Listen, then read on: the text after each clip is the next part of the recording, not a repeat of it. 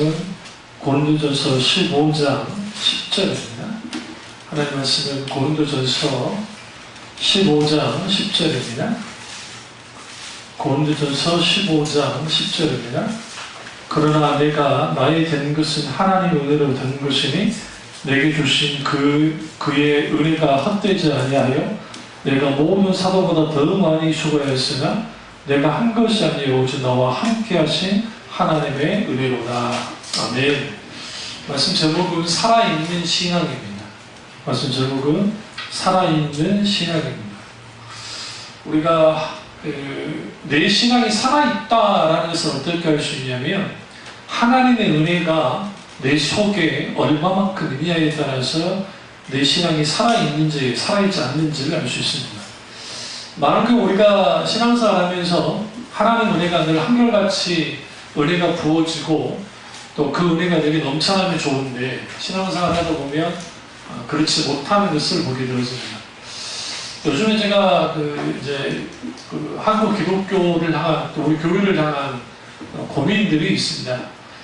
그 고민은 어떤 고민이냐면 내가 정말 과연 하나님 앞에 아까 이런 영적인 위기 상태에 있는 이러한 것들을 내가 얼마만큼이나 대안을 갖고 있는가. 그러니까 저희의 신학을 많이 하고 또 철학을 많이 하면 그러니까 합리적 비판들을 많이 합니다. 그러니까 학문 자체가 좀 비판을 하거든요.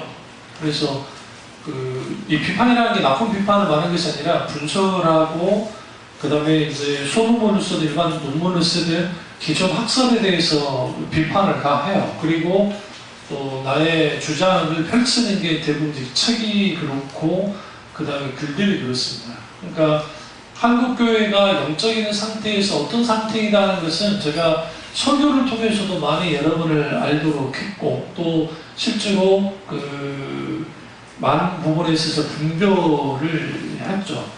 근데 이제 문제는 이제 이 부분에서 이제 대안을 줘야 되는 거예요. 어떻게 해결 방안이 있을까? 어떻게 한국교회 교인들이 영적으로 다시 성장하고 일어날 수 있을 것인가? 그것에 대한 해답은 아주 명쾌합니다. 이미 해답은 나와 있어요. 답은 나와 있는데 문제는 그 답이 내게 실행되기가 쉽지 않다는 겁니다. 그러니까 하나님을 믿을 때 우리가 종교적으로 믿으면 편합니다. 왜 편하냐면 나의 기본적인 종교적인 욕구 따라가면 돼요. 그러니까 내가 권고하고 내가 힘들고 어려울 때 있잖아요. 종교적 위로가 필요해요. 교회 나와가지고 하나님 내게 위로 주시고 힘 주시고 용기 달라 기도하면서 그게 딱 채워져요. 그 종교적인 충족감이 생기잖아요. 딱 생기면 또 사람은 금방 실증나니까 그리고 또 이제 다시 또 내가 세상으로 이제 나가는 겁니다. 세상으로 나가서 또 그렇게 살다가 또 고갈돼요. 뭔가 또 권고하고 뭔가 좀 힘들고 그러면 또 이제 하나님이라고 하는 신을 찾아와서 하나님 또 내게 위로 주시고 용기 주시고 뭐 해주세요라고 이제 하는 거죠.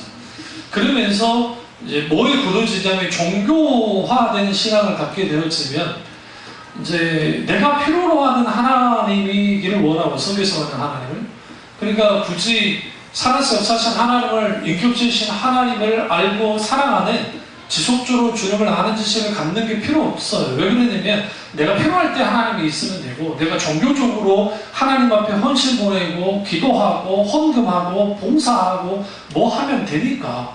근데 성경은 이러한 신앙을 죽은 신앙이라고 합니다. 성경에서. 이게 문제인 거예요. 그러니까 신앙이 죽었다는 거예요. 신앙이 죽었다는 것은 그 뭘 의미합니까? 그 신앙이 가짜라는 거죠. 이제 이게 여기로부터 이제 심각해지는 겁니다. 뭐가 심각해지냐면 내가 이전까지 신앙생활을 했던 것이 과연 옳았나 아닌가 이게 아무것도 아니었단 말인가 그러면 이제 여기서부터 이제 문제가 많이 생깁니다. 그러면 사랑의 신앙을 갖지 못하게 하는 그 대표적인 원인이 뭐냐면 신앙의 편식이에요.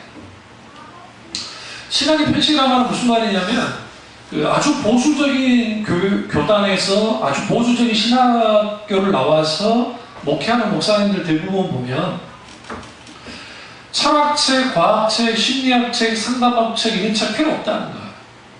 성경이면 된다. 성경 하나가 진리이기 때문에 그 진리 같은 성경을 가지고 진리의 말씀을 가지고 삶을 살고 또 신앙생활 하고 하면 되는 것이다 라고 강조합니다. 이건 아주 어리석은 겁니다. 왜 그러냐면 과학, 인간이 갖고 있는 이성, 그리고 뭐 우주공간, 자연, 그리고 의학, 예술, 특별히 우리 인간의 예술 있죠. 애들 어릴 때부터 그걸 해주셔야 돼요. 그러니까 우리 민준이 예술 때는 이제 좀 컸으니까 이제 피드백이 가능해요. 느낀 점은 있어요. 그러니까 그런 것들을 의도적으로라도 그 음악이든 그리고 미술이든 그런 데들 오프니까 이렇게 뭐라고 하냐면 그 신선한 그 충격을 줘야 돼요. 그래야 아이들이 거기서 이제 보여주는 거죠. 그래서 그런 게 필요합니다. 이제 저도 뭐 미술에는 문외한이라 할 말은 없고 이제 음악 같은 경우에 이제 그렇죠. 아니면 뮤지컬이든 기독교 뮤지컬 많이 해요. 그러니까 그뿐만 아니라 그런 것들을 통해서 하죠. 그 왜 그러느냐? 건전한 예술을 말하는 거예요. 그러니까 하나님이 인간을 창조했다는 걸 어떻게 알 수 있냐면 인간의 예술성이에요. 인간의 예술성 뭐와 관계 있냐면 하나님의 아름다움과 관계가 있어요. 그러니까 모든 인간은 아름다움을 추구해요. 그 음악이든 뭐 어떤 것이든. 그 오늘 아침에 그 새벽에 하도 그냥 더워서 아주 이 모기님들이 불만 끄시면 나를 잡아잡사요. 아주 피바다를 만듭니다. 잡으려면 없고 그래서 그랬는데 그다음에 이제 박영수 목사님 이제 요즘 설교도 쭉 듣고 있으니까 그러다가 쇼생크 탈출에 대한 해설이라는 걸 박영수 목사님이 해놓은 쇼생크 탈출 모르죠? 알아요? 오, 영화 권사님 나이 모르시고 그 영화 제가 아주 감명 깊게 봤거든요. 근데 세상에 제목이 쇼생크 탈출이 아니더라고. 영어 제목 나 다시 봤어요. 영어 제목 보니까 쇼생크 구원이에요. 우리 주인공 있죠? 그 주인공이 아니요. 거기는 그 쇼생크라고 하는 교도소 있죠? 그 교도소에 대한 구원에 대한 스토리예요. 사실 영화 만들어진 게. 그런데 에피소드가 워낙 재밌으니까 그 사람한테 간 건데 그 작가와 그다음에 감독과 이 사람들은 지금 쇼생크라고 하는 교도소이고 이 쇼생크라는 뜻이 이집트와 관계가 있는데 그 이집트의 그러니까 파라오인데 이 솔로몬 시대에 이름 까먹었는데 시 뭔데요? 그거와 관계가 있더라고요. 그래서 그걸 이제 그 구원의 스토리로 이분이 이제 목사님이 해설해 주는데 그래요. 그렇게 볼 수 있겠다고 생각했죠. 그러니까 무슨 말씀 드리냐면 인간은 하나님이 창조했기 때문에 창조하신 하나님이 이성을 주셨고 거기에 하나님의 일반 은총, 은혜만 나오니까 은총 가운데 과학이 발전하는 거예요. 근데 이제 오늘날은 문제가 뭐냐면 과학이 종교화됐습니다. 어떻게 종교화됐냐면 그러니까 우리 오늘날의 시대의 사람들은 과학적인 말을 하면 다 이제 맹신한대요. 대표적인 게 커피에 암 발생한 물질이 있다며요.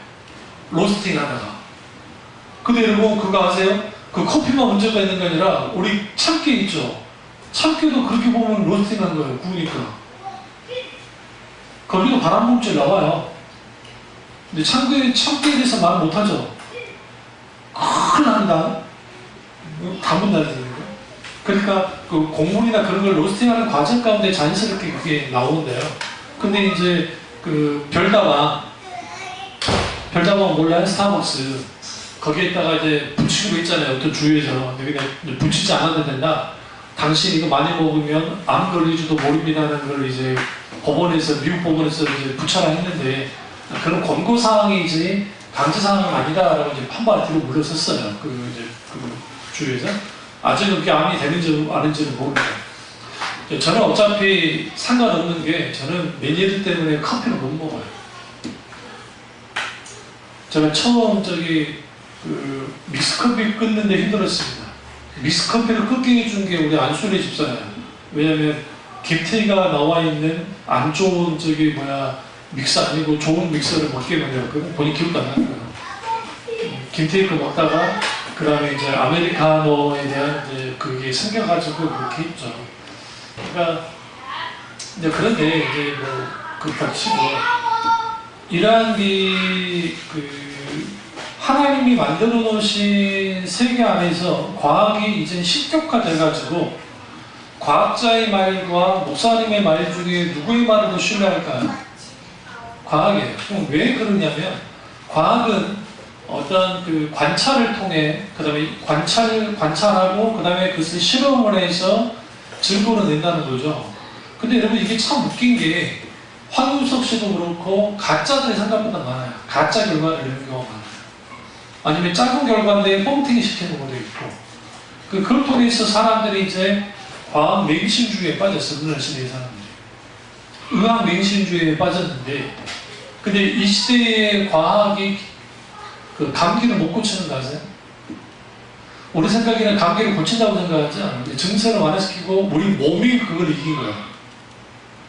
하나님이 그러니까 그 말하자는 의사들이 감기약 안 먹어도 7일 혹은 10일 먹어도 10일 혹은 7일 그 대신 약을 먹는 이유는 이제 그걸 방치했을 경우에 어느 부분이 이제 안 좋아질 수 있으니까 그걸 막는 요소지 사실상 감기약은 사실 치료제라기보다는 후유증을 그러니까 감기용이나 후유증을 막기 위해서 이제 그렇게 막는 거예요. 그러니까 누군가 그 말했어요. 노벨 의학상을 받을 수 있는 사람 중에 만약에 감기 치료제를 발명하면 그 사람은 100% 만든다고 하는 만큼 그러니까 감기도 그리고 20세기 초에 스페인 조류 독감이 일반 독감이 했을 때 스페인과 그 유럽에서 약 1000만 명이 죽었어요. 그러니까 이 말은 무슨 말이냐면 감기 때문에 독감이니까 그러니까 그것 때문에 그만큼 인간의 의학의 한계가 있습니다. 여러분 제가 지금 이명증을 갖고 있는데 이명증은 과학적으로 다 설명을 해요. 근데 원리는 몰라요. 이럴 것이다. 근데 치료 못해요. 그러니까 이제 이명증이라고 하면 난치병 중에 하나거든요. 삐 소리 나는 거. 우리 어쩌다가 피곤한 삐 소리 날 때 있죠.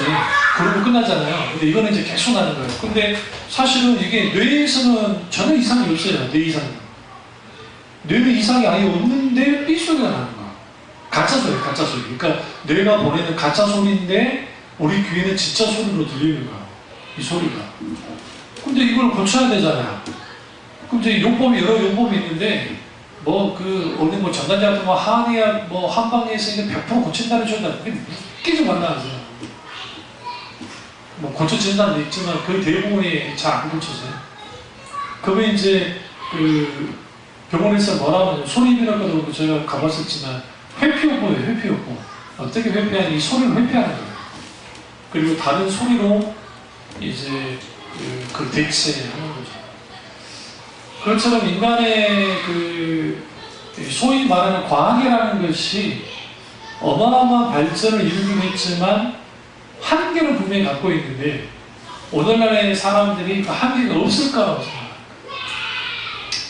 이제 그런 사회 속에서 사니까 하나님을 믿는다고 할 때에 내가 믿고 있는 하나님이 어떤 하나님이냐 하나님이 수많은 일반 은총 가운데 살아가는데 그 은총 속에 하나님 주시는 문명 이거 모두 하나님이 하시는 거니까 같이. 근데 인간이 두드러지는 않지만 하나님이 지혜 가운데 낸 겁니다.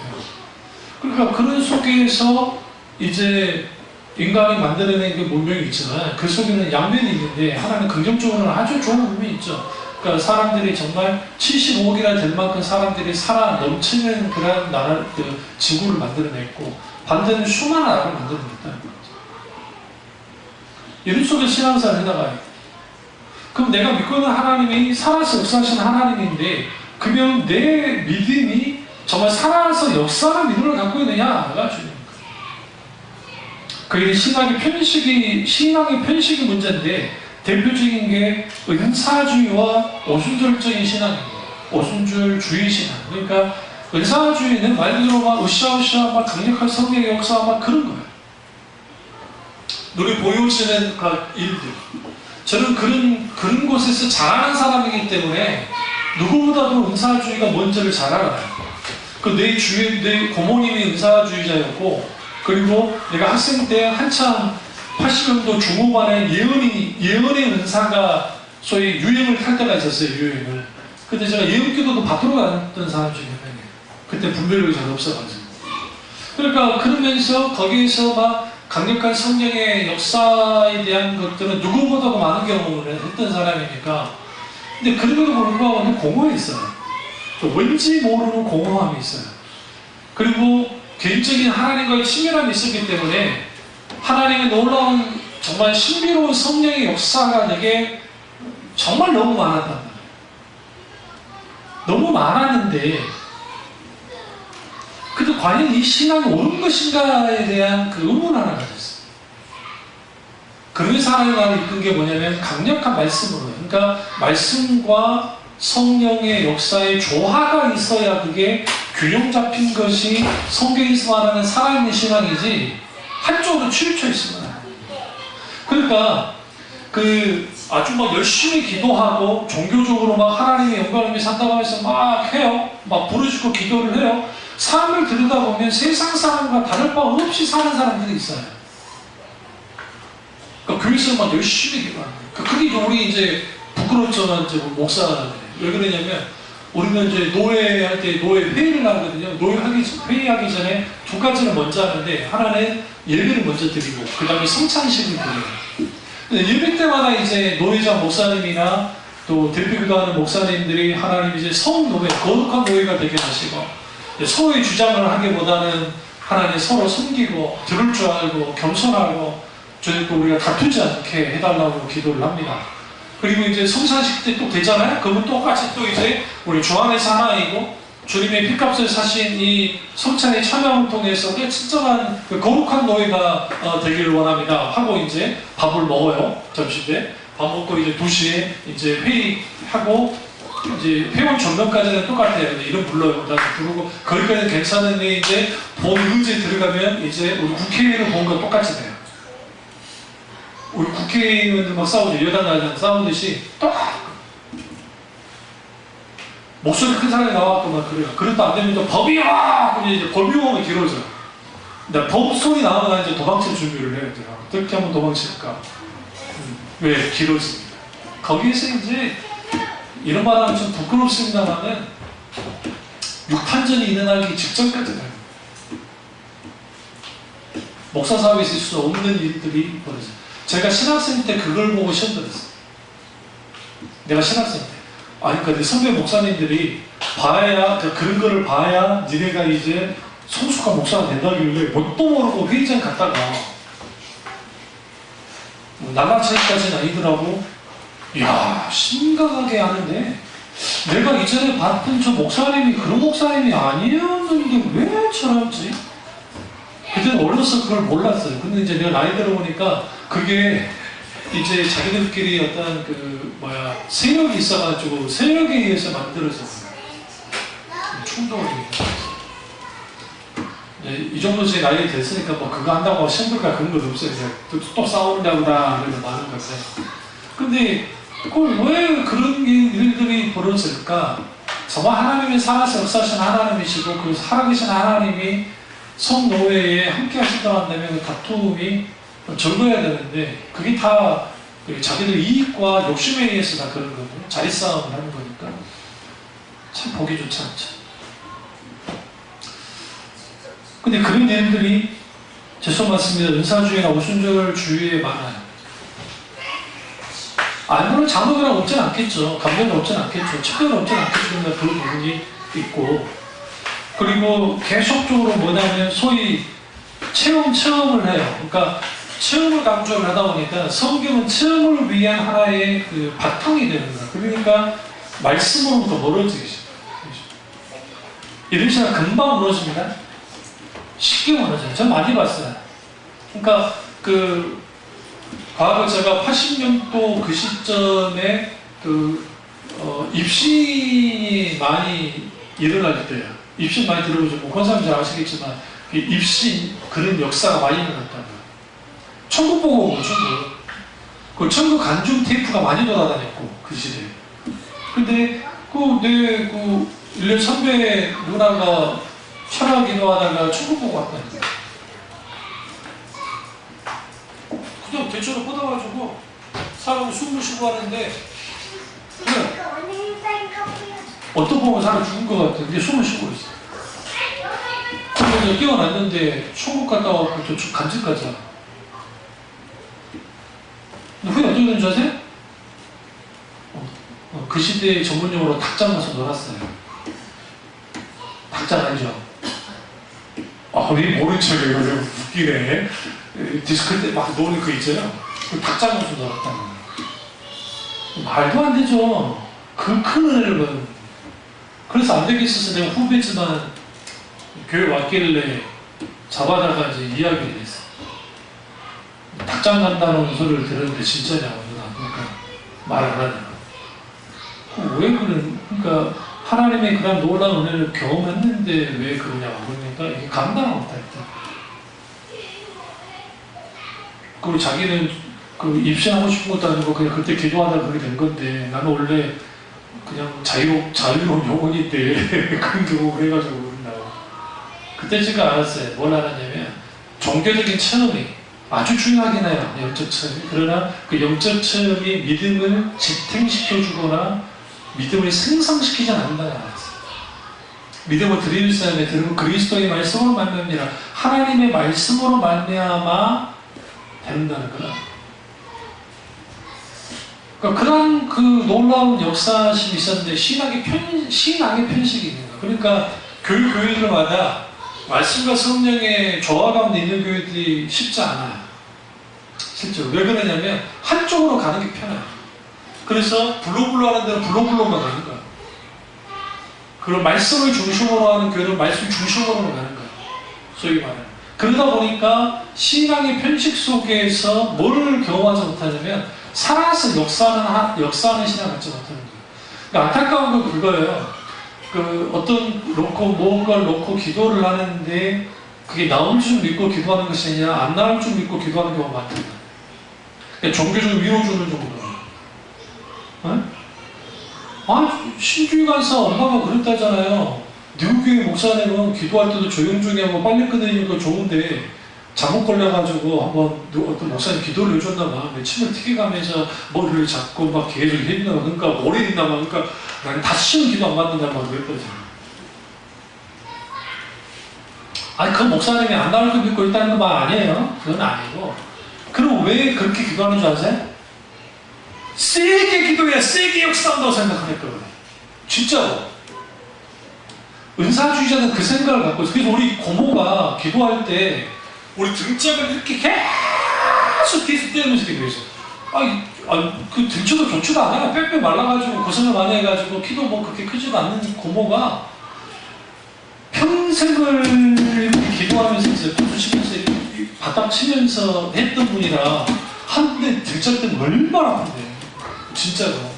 그럼 제가 초등학교 때 우리 진만한 기도를 해줘. 고모 몸을 경기를 해결하잖아. 왜? 기도하자 그러니까. 기도하는 것까지 좋은데 왜 등을 왜 때려? 그게 안 차려 그게. 은사주의자라. 그래서 이걸 등을 갖다가 계속 때리면요. 여기가 아작이네 아작이. 아파가지고. 아플 수도 쉬는 소리를 못하겠고. 그래서 이제 고모 온다 하면은 무조건 저녁 늦게 들어가요. 아버지가 오면 기도 안 하니까. 아버지 앞에서 기도하면 안 되니까. 우리 아버지도 인정도 안 하고 하니까.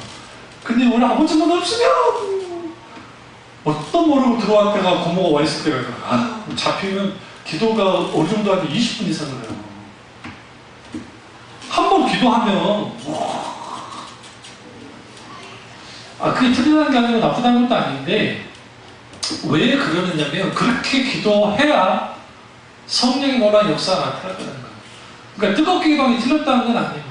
나쁘다는 것도 아닙니다. 근데 왜 성령의 인도에 따라 그래요. 저 같은 경우에도 성령이 강력하게 역사하면 크게 소리가 나올 수 있죠.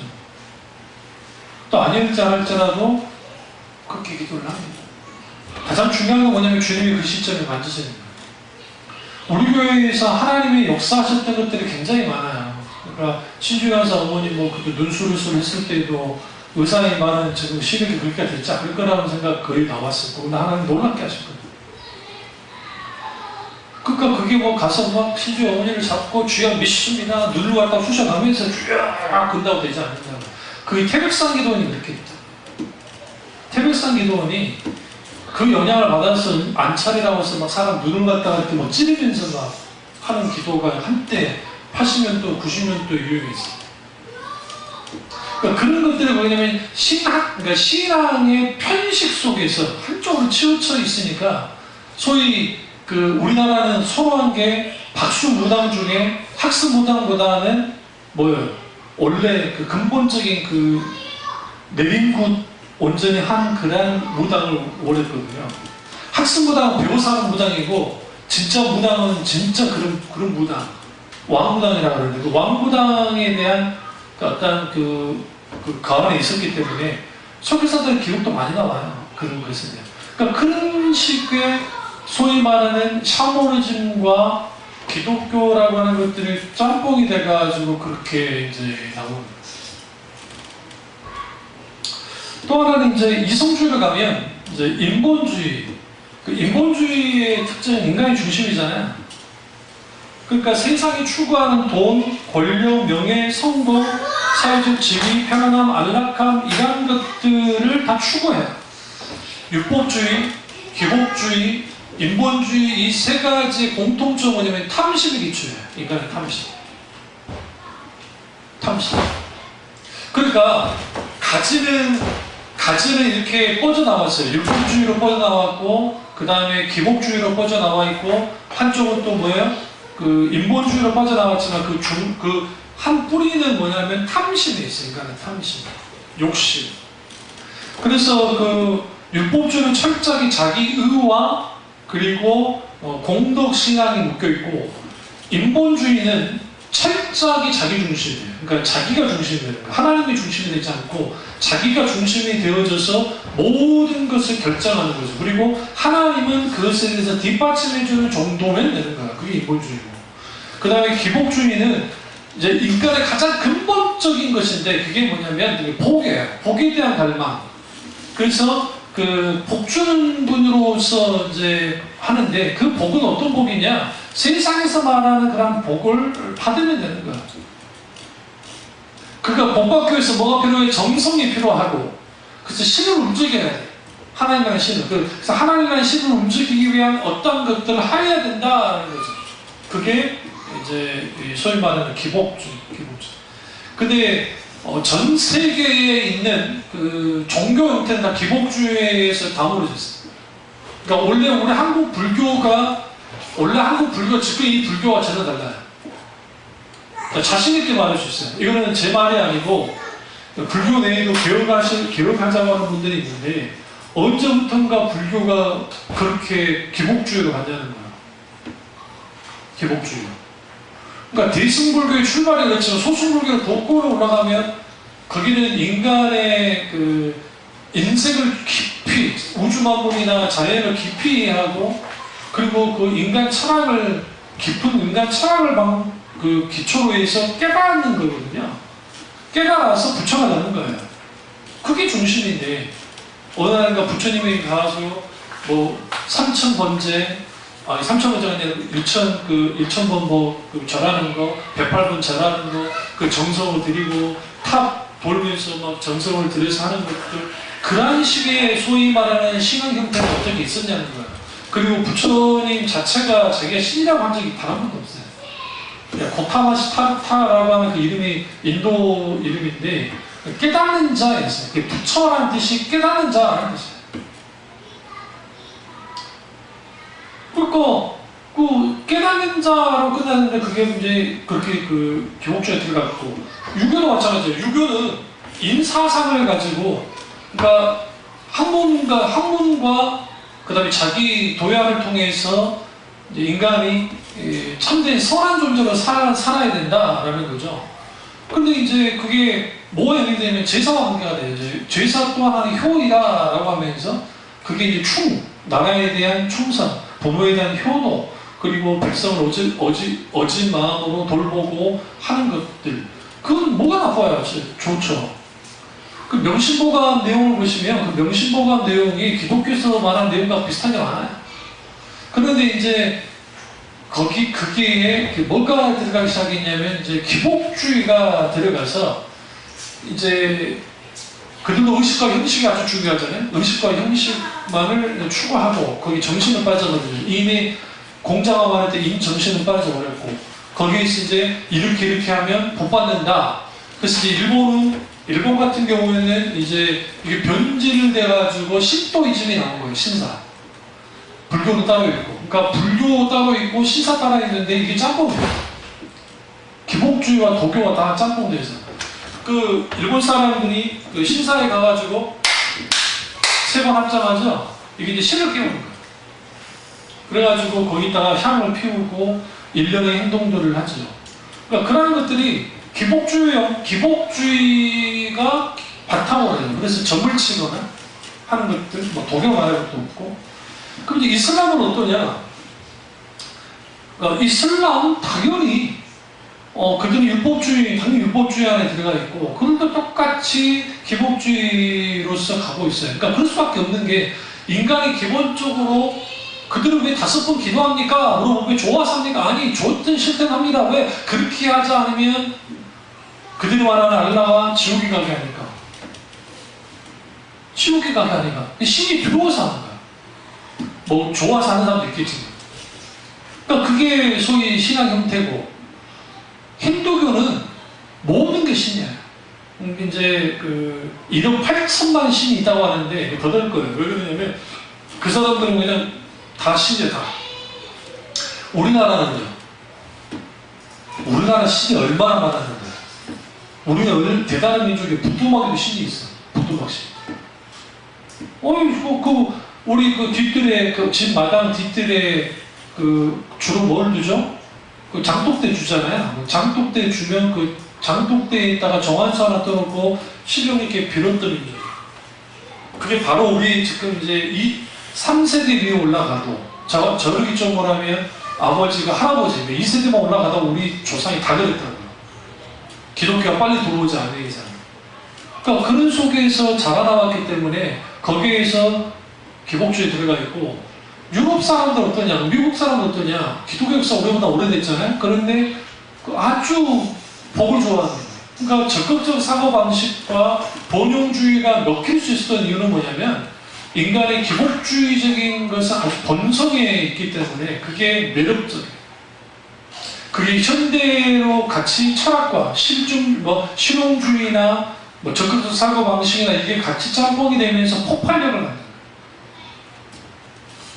그러니까 그 신앙이 살아있느냐 살아있지 않느냐라고 말할 때 그 신앙이 살아있다고 할 수가 없는 거예요. 이게 이제 심각한 거예요. 또 하나는 이제 그거예요. 어릴 때부터 신앙생활 하는 사람들, 소위 모태신앙이라고 하는 사람들이 한계가 좀 있어요. 그게 뭐냐면, 어릴 때부터 교회 다녔으니까 그 안에 자라나왔고 하나님이 계신가 보다 정도는 가져요. 근데 이제 그런 신앙생활을 하다 보면 지식적으로는 어느 정도는 동의를 하는데 전 인격적인 삶을 하는 게 되진 않아요.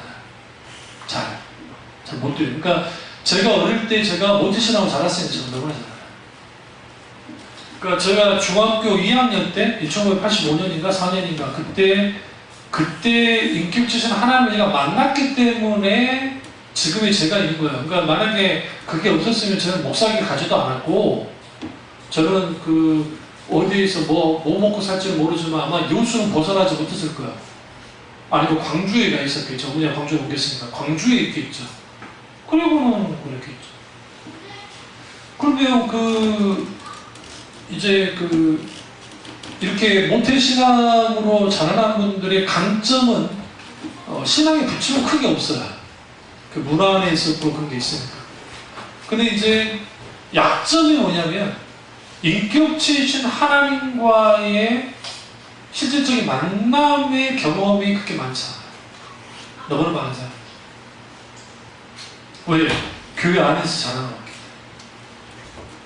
그러니까 우리 그 군대 가 있는 조카 녀석이 감사하게도 하나님의 은혜를 막 경험을 했거든요. 그게 대학교 들어가서 그 CCC 이제 그쪽 그 집회를 갔다가 거기에서 은혜를 많이 받았거든요. 또 우리 형이 애들 고등학생 때, 그러니까 고등학교 때 목회자들 자녀를 위한 그 집회가 있거든요. 그 목회자 자녀들이 갖고 있는 상처들이 있어요. 그를 위한 집회를 이제 저기 어느 대학이냐 저기 갑자기 나이가 들었나 봐서 기억이 안 나.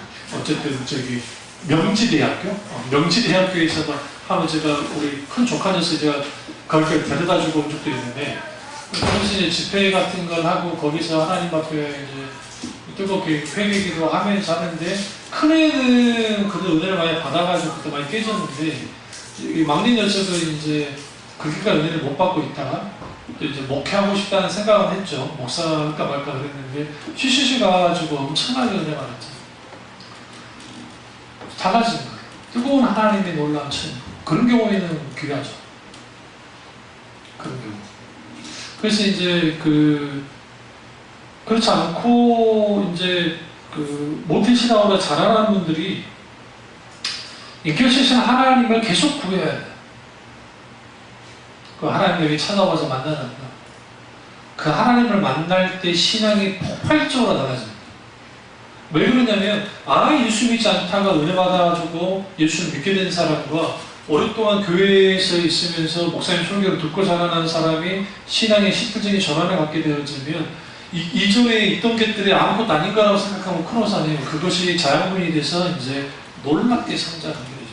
그래서 그런 경우가 제 친구들이 저 목회하고 있는 내 친구가 그래요. 오수광이라고. 그 친구가 학생 때까지는 그렇게 신앙을 잘 진단하지 않았어요. 그냥 어릴 때부터 교회 다녔고 그랬는데 어떤 목사가 됐다. 그것도 내 선배 누나인데요. 그 누나인데도 아주 자유로운 영혼이었거든. 그 누나가. 근데 자유로운 누나가 사모님이 돼 있어요. 사모님. 그리고 또 우리 형하고 동갑이지만 서울대학교를 나왔던 누님이 하나 계신데 아주 예뻤어요. 내가 봐도 예뻤어, 그 누나가. 근데 그 아주 예쁜 누나인데 서울대를 나왔거든요. 절대로 그 누나가 사모가 될 거라고 저는 전혀 생각지 않았는데 들리는 소문에 의해서 사모님이 되겠다. 그 누나 교회에서 본 적이 별로 없어. 왜 그러냐면 공부하느라고 교회 잘 오지도 않고 엄마 아빠가 이제 교회 다니니까 중직이니까 하지만 교회 잘 안 왔단 말이에요. 그런데 예수님을 만나가지고 사모님까지 여러분 서울대 나와가지고 사모님이랑 쉽습니까? 목사님 서울대 나오면 아니요. 갈 데 많잖아요. 제가 더더군다나 그 시대에는 대학가 나와도 직업이 될 때 아니에요. 어느 정도. 근데 일반 그런 데도 아니고 서울대를 나왔는데 사모님이 나왔어요. 그러니까 그런 것들이 왜 가능하게 되느냐? 후에 인격지신 하나님을 만난 거예요. 계기가 필요해요. 계기. 그러니까 우리 애들 놓고 계속 기도해야 돼. 하나님, 저 아이들을 하나님이 만날 수 있는 계기들이 역사가 있게 해달라고. 그러니까 우리 교회 예배 속에서 그런 일이 벌어지기도 하고 집회 속에서 벌어지기도 하고 그런 일들이 있을 때 애들이 신앙이 이거고 하나님이 이러한 분이구나를 이제 알 수 있게 되죠. 그러면 살아있는 신앙을 가지려면 어떻게 해야 됩니까? 첫째로 실체이신 하나님을 삶 속에서 경험해야 됩니다. 그러니까 하나님이 우리 삶 속에서 역사하신 것들을 봐야 돼요. 이번에 우리 딸내미가 성적표를 갖고 나왔는데 다행히도 국가장학금을 받을 수 있는 성적을 갖고 왔어요. 네, 아멘이죠. 할렐루야입니다. 안 그러면 그 수용화는 어떻게 감당하겠어요? 한 100만 원 정도 내면 되니까. 또 알바 하잖아요. 쓴맛을 먹고 있었어요. 근데 요즘에 애가 알바 그냥 더 가고 싶어요. 왜? 주변에 에어컨을 안 트니까. 정신적으로 피로를 하더라도 에어컨이 있는 거. 다행히 지가 일하면 또 에어컨이 바로 있는 곳이라면 에어컨 앞에 있는 자리래요. 그래서 자기 전에 엄청나게 시원해요. 감사하죠. 그러니까 그런 것들도 이제 정말 감사하죠. 제가 그런 거 기도했거든요. 좋은 성격 달라하기보다는 그래도 하나님 능력이 안 되는데 그 엄청난 돈을 어떻게 감당합니까? 알았어. 성격 좋게 갖고 왔어요. A가 2개도 있고 막 그러더라고요. C는 없는 것 같고. 그러니까 그런 것들이 감사하죠.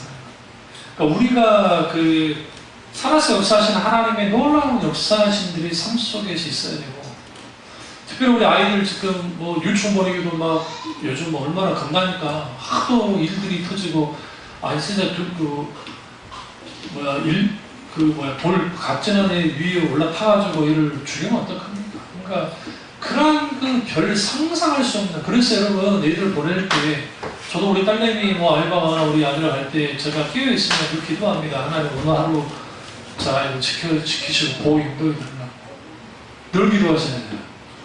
더더군다나 운전 많이 하는 우리들이 이제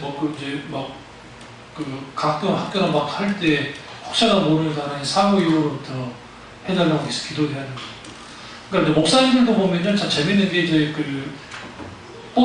주로 이제 봉고차를 갖고 있으니까 또 봉고를 갖고 있는데 목사님들 중에 꼭 앉아서 기도하시는 분들이 있어요. 운전 전에. 운전 전에 기도 안 하는 분들 많습니다. 목사님도 할지도. 근데 꼭 앉아서 하나님 안전운전하게 되시고 또 나 혼자 가는 게 아니니까 같이 하나님 가게 해달라고 기도해라고요. 여기서 마지막 목사님이 안전운전하게 해주십시오. 그 기도 아니 끝났어. 구류전하는 기도 안 되는 거예요. 목사의 대표는 대표기도 하나님이 순간이라도 하나님 앞에 기도하면서 그럼 그 속에서 하나님의 역사하신들이 삶 속에서 이렇게 이제 있는 거죠.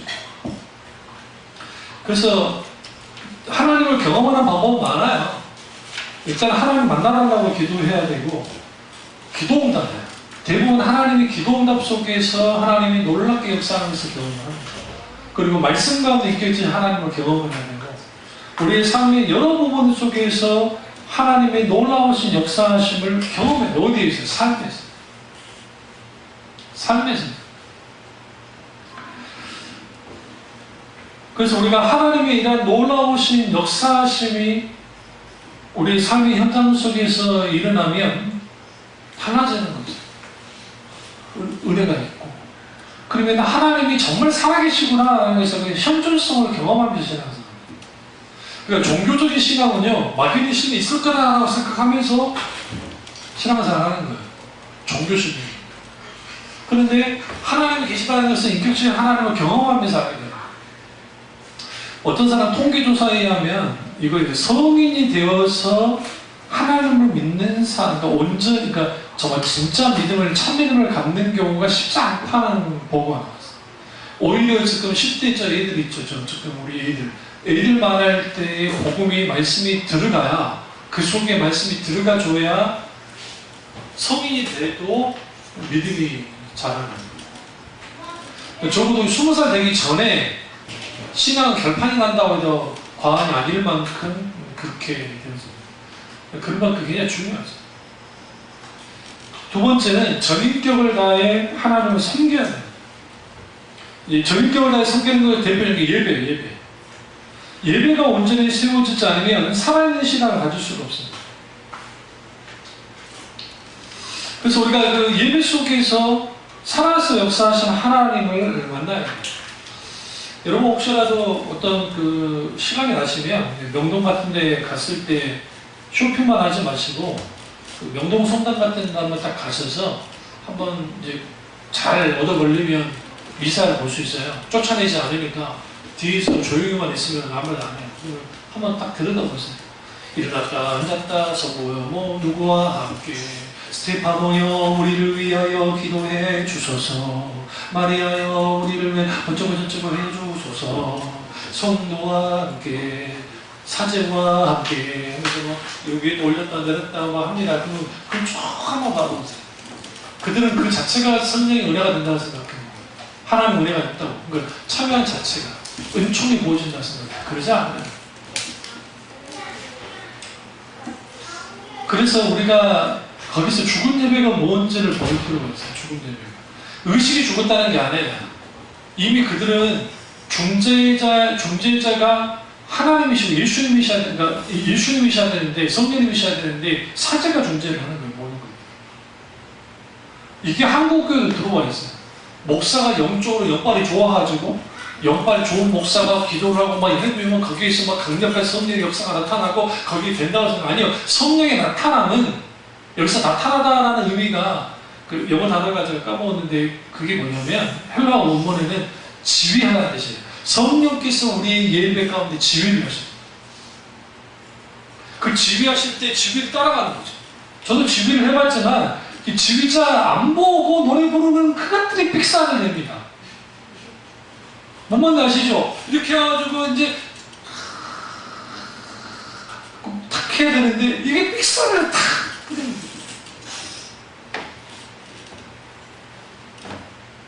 그런 분들은 정말 하얀 집에 넣어야 돼요.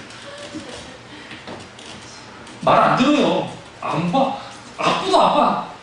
그냥 불러 삐는데. 그래서 우리가 그 성령의 지휘에 따라 지휘하시는데 그 지휘 속에서 살아있는 예배, 역동적인 예배, 인격적으로 하나님을 만나는 그러한 예배, 그러한 예배를 하나님께 드릴 때에 살아서 역사하신 하나님의 경험. 놀랍게 하나님 역사하시죠. 그러니까 참여중앙교회가 이제 제가 몸이 아프고 하면서 성령 사역의 시간을 많이 갖지 못한 이유도 있지만 과거에 비해서 하나님의 놀라운 성령 강력한 역사가 많이 솔직히 적잖아요.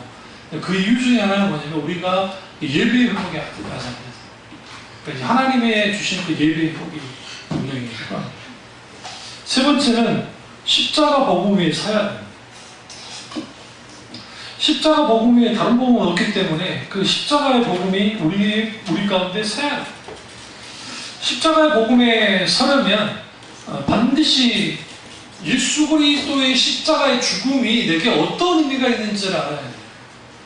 그러니까 우리는 그냥 교리적으로 설교 공부상에 목사님 설교를 통해 들었으니까 그 정도로 끝나는데 여러분 정말 여러분 다행인 게 뭐가 다행이냐 하나님이 살아계시지 않는다고 한다면 우리는 정말 불행한 사람입니다. 그러니까 제가 양심을 보이고 하나님이 살아계시지 않는데 내가 지금 목사질 하잖아요. 세상 말로 목사질 하면 저는 미쳤던데. 제가 그랬잖아요. 저 같은 기절의 사람들은 예수를 믿기가 쉽지 않는 기절이에요. 일단 의심부터 하니까.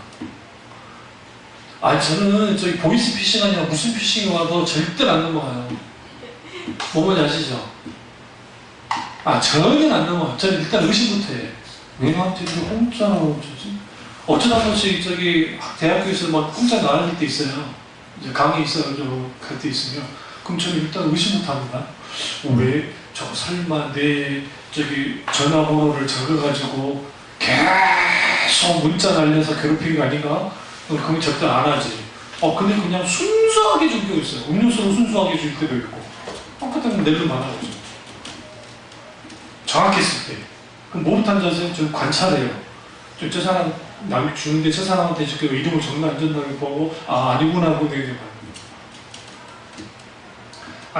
그런 사소한 것도 그 정도인데 하나님이 살아계시다 안 살아계시다 할 때 그 진짜 고민 안 해봤겠어요. 어릴 때부터 고민해봤지.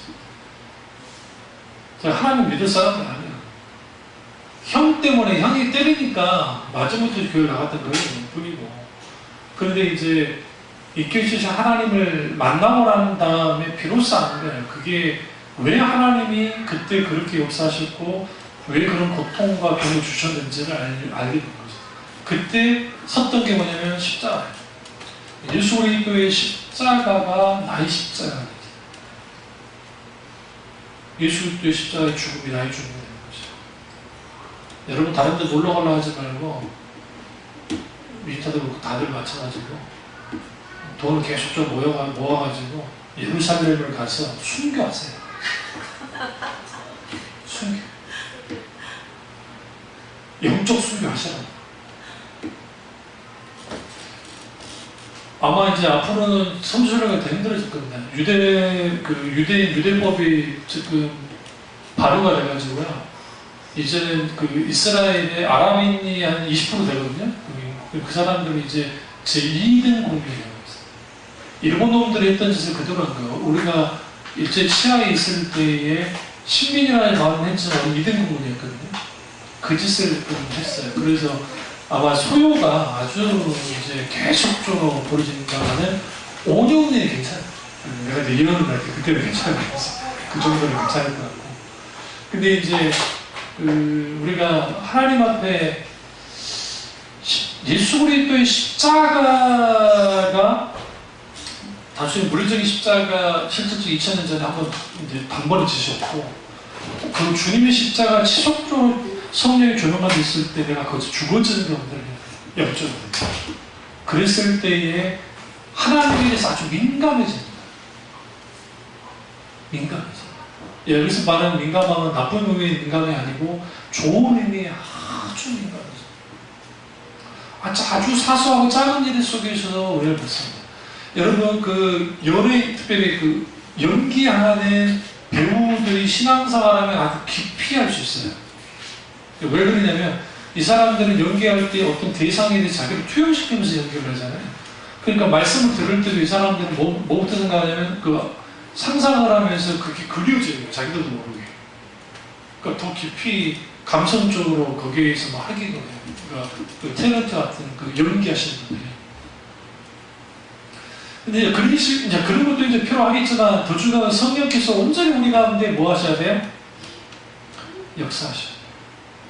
그 역사하심이 있어야 우리 속에서 실제로 내 신앙이 살아야 안 살아야인지 알 수 있고, 마지막에는 신앙을 무력화시키는 것들을 극복해야 돼요. 그러니까 우리 신앙을 무력화시키는 게 뭐냐면 세상 유혹이에요. 첫 번째, 세상 유혹이 우리를 무력화시킵니다. 그래서 하나님이 없다고 하는 사조가 우리를 계속적으로 하는 거죠. 사탄이 가장 두려워하는 게 뭐냐면, 우리 교회는 아주 적은 교회죠. 근데 만약 허리가 하나님의 놀라운 강력한 은혜를 받고, 민중이든 뭐 예수든 연이든 상관없이 강력한 하나님 은혜를 받고, 얘가 신앙이, 그러니까 안성호 목사가 젊은 시절에 그 소위 말하는 그 시행착오를 겪었던 것을 겪지 않고 일종의 신학 전수를 하고 신앙 전수를 하고 신을 하면서 탁탁 잘한다고 하는 가정입니다. 그리고 하나님이 때가 돼서 하나님이 쓰잖아요. 이 나라를 뒤엎어요. 안성호 목사가 잘나서가 아니라, 그러니까 성경에 보시면 그 조지 화이트라든지 기타 등등 그 사뿐만 아니라 그 무슨 엘리엇인가 그런 분들이 있어요.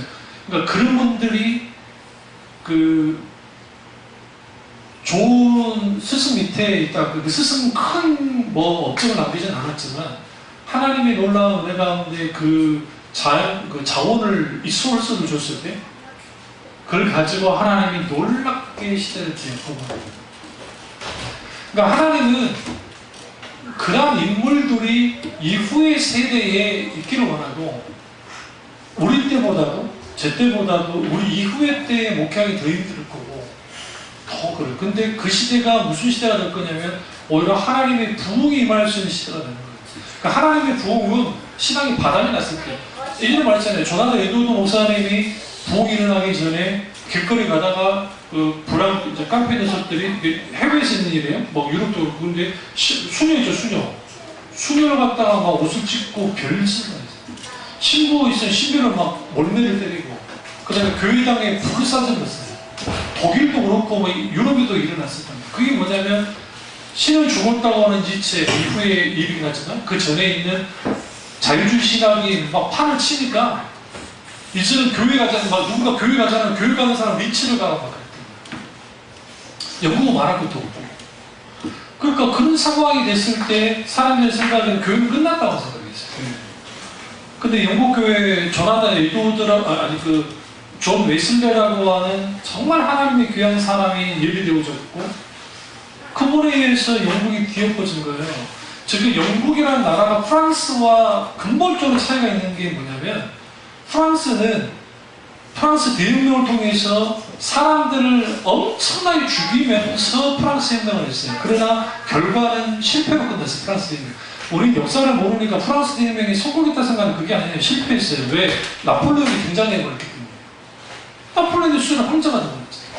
그러니까 실패해버렸고, 영국은 그런 피해 혁명이 일어나지 않았어요. 지금 영국 왕이 있죠? 그대로 있죠? 그럼 왜 그런 일들이 벌어졌느냐? 웨슬레 목사님을 통한 신앙 대부 운동이 무슨 일을 벌였느냐? 하나님의 강력한 역사가 나타나니까 이름 보고가 올라갔어요. 그 지금도 남아있어요, 영국에. 어떤 그 소도시에 있는 그 서장이 그 내각이 수반에게 이제 편지를 보냈는데 뭐라고 하느냐? 큰일 났습니다. 그러니까 뭐가 큰일 났냐? 교도소가 텅텅 빈다는 거죠. 유치장이 텅텅 빕니다. 이거 어떻게 하면 좋습니까? 이러다가 경찰 패드독을 쓸 수도 모르겠습니다. 그런 얘기가 나오고, 또 하나는 또 뭐가 나왔냐? 또 큰일 났습니다. 왜? 우리가 잡지도 않았는다고 해서 죄졌다고 옵니다. 자기들이 죄졌다고 날 벌주라고 찾아온다는 거예요. 사람들이 와가지고 나 이름죄 졌으니까 나를 빨리 그냥 감옥에 쳐넣으라고. 이거 쳐넣어야 됩니까? 말아야 됩니까? 이제 완전 이런 일이 벌어진 거예요. 있을 수 없는 일이 미국 영국에서 일어났어요. 그러니까 우리 한국교회가 60년대, 70년대, 80년도에 그 엄청난 부흥을 경험한 것은 상상도 비교도 안 되는 만큼 영국교회 그 엄청난 역사를 경험을 했지만, 신앙이, 살아있는 신앙을 잃어버리니까 불과 반세기도 안 돼도 끝장이 나버렸다. 그래서 우리에게 필요한 게 뭐냐면 살아있는 신앙이. 그 살아있는 신앙을 무력화시키는 세상 조류, 세상 유혹, 그 다음에 세상 염려, 우리 무엇을 먹을까 무엇을 마실까 하는 그런 염려들. 우리 아들이 얼마나, 이게 남자 꼭지라고 벌써부터 뭐 먹고 살아야 되는지 뭘 어떻게 해야 되는지 고민이 많아요. 근데 제가 일부러 떼게 놔둬요. 고민 계속해라 일단은. 이제 다음 주 이제 토요일쯤 제가 이제 나서서 이야기 좀 하려고 하는데, 그 이유는 뭐냐면 우리 딸내미는 바로 앞에 문제를 해결하면 돼. 이게 여자 남자의 차이인가 봐. 남자들은 저도 그랬거든요. 그 나이 때 군대를 갔다 와서 또 뭐 어떻게 하고 또 뭐 어떻게 하고 뭐 어떻게 하지 그 생각 많이 했거든요. 그렇게 한다고 해서 뭐 다 풀리나요? 안 풀리죠? 안 풀리는데 고민을 해요. 근데 그런 염려나 근심과 걱정 이런 것들이 우리의 신앙을 딱 진식시켜요. 이것을 이길 수 있는 마음은 하나밖에 없어요. 하나님께 내 염려를 하나님께 맡기는 수밖에 없어요. 그래서 이를 통해서 우리 살아있는 믿음 가지시기를 주님으로 축원합니다. 기도하겠습니다. 기도하실 때 오늘 소망